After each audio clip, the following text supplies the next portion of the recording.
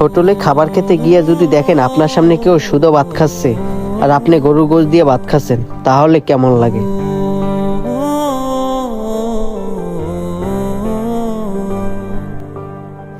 ভাই,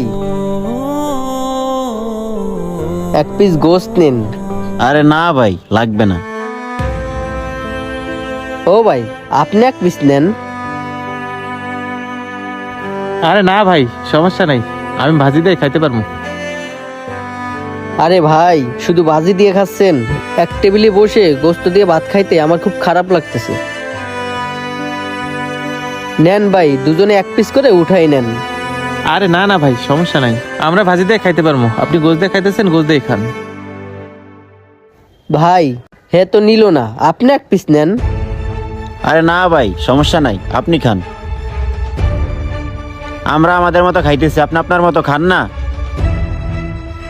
দেখছস মিরাজ, হ্যাঁ একটু বেশি করতেছে। হ্যাঁ কি শিল্পপতি নাকি যে হ্যাঁ আইটা গোস্ত আমগো খাইতে করতেছে? হ্যাঁ সোহাগ, আমরা কি ফকির রে যে হ্যাঁ এটা গোস্ত আমরা খাবো? হ, হ্যাঁ খাওয়ার জিনিস আমগো হাবে।